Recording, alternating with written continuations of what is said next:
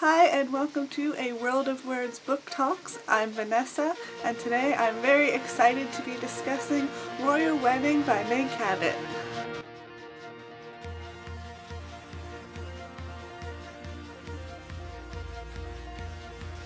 So while this is the 11th book in a series, you can still come into it without having read the other books and enjoy it very much as a standalone if you want. It's not like a high fantasy, complicated series where you'll be horribly confused if you just jump into it. You can just jump into it and enjoy. I am coming into it, just so you know, having read every single Princess Diaries book as a teenager. I'm coming into it from that perspective of actually knowing everything and knowing all of the characters, so I really enjoyed this book. But again, I do think that you can read it without having read all of the others. But if you are really curious and you don't want to feel like you've missed out on anything, well, this is one of the original Princess Diaries books. This is the third one. As you can see, they're pretty short. They're not all quite this short, so if you are curious to read the rest of the series, it won't take you very long. All of that aside, onto my review of this book. The rest of this review might contain spoilers, so if you really are going to read it, I would recommend you not watching this until after you finish the book, and then come back and watch this, because I don't want to spoil anything that would ruin your reading experience. So the first thing I want to say about this book is how long it is. This book is over 400 pages, which is really exciting because the only thing better than a Meg Cabot book is a long Meg Cabot book. So the most surprising thing I found out about the characters and their new adult lives was that Boris became a pop star. So he was basically the equivalent of a purple-haired Justin Bieber. This is what I was getting out of it, and that was just hilarious. Because Boris, if you didn't read the previous books, he was just this dorky guy who wore this sweater vest all the time and played the violin and was just like this really dorky guy. And it was really funny to see that he was now in like pop sensation and had this crazy group of fans called the Borettes who would follow him around, and that was just hilarious. He wasn't actually in the book much, but whenever she brought him up, it was really funny.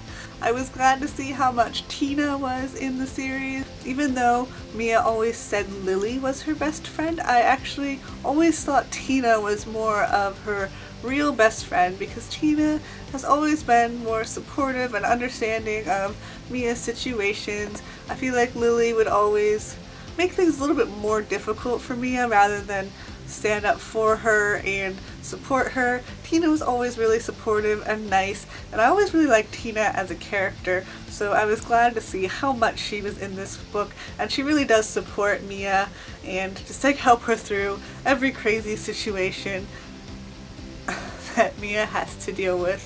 I was a little sad for her how much trouble she was having just finding some alone time with Michael because of the paparazzi and her crazy schedule. Poor Mia, that's gotta suck.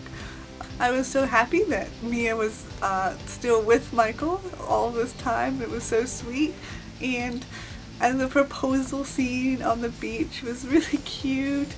I thought it was funny that he proposed to her with the ring and the champagne glass, even though Mia really thought that was like a choking hazard and didn't like this idea at all. It was still really cute and funny the way he did it.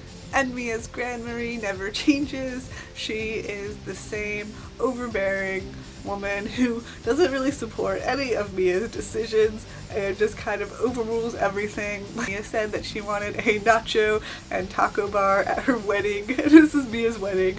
Grand Marie's like, just like puts her foot down and says, no, we can't do that. That's just not acceptable behavior for a princess, and this big event that Mia didn't even want blown out of. Like, she didn't even want a crazy big wedding. She wanted a small wedding with her family and friends, and then Grand Marie, of course, decided to make it this huge, publicly televised event, and just with all of this crazy stuff going on, and it was really funny.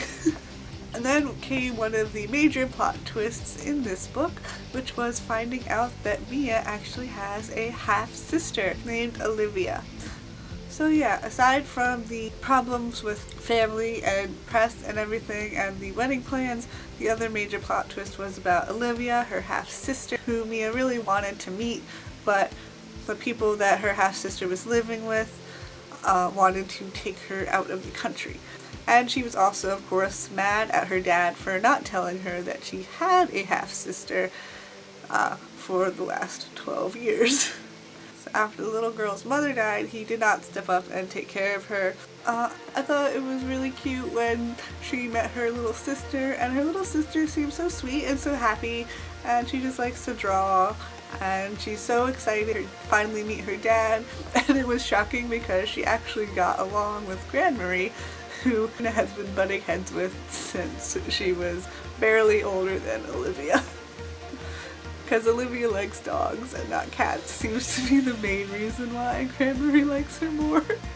And then her ex-boyfriend JP wrote a young adult dystopian novel about people who all have radiation, and based the main character off of her and the two love interests off of himself and Michael, but obviously in his weird fantasy world she falls in love with him and not Michael.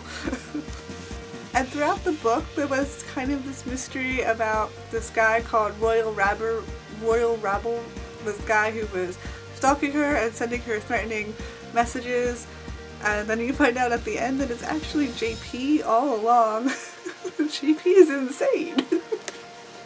And it was really funny that throughout the book there was this rumor that she was pregnant with Michael's twins, and then it turned out to be true. And Mia was like, well, of course, because the paparazzi notices every little thing about her before she even realized. So of course the book had its usual happy ending, and it was just, and I can't even remember all of the fun and funny moments from this book. You just have to read it yourself, and it's so much fun and so enjoyable, and it's just one of those books where you pick it up to read and it's just like a good time the whole time. So I definitely recommend reading this if you're in the mood for something fun and funny. And also, if any of you are still in the middle grade fiction age, or if you know a girl who is, telling her about the diaries of a middle grade princess from Olivia's perspective, because I'm sure they're very cute and it overlaps with some of the scenes from this book. I think that's it for this book talk. Thank you so much for watching. Have a great day. And if you're curious about any of Meg Cabot's other young adult books, I did a reading recommendation video for both her young adult series and her young adult standalones. If you want more from this author, feel free to check those out. Bye!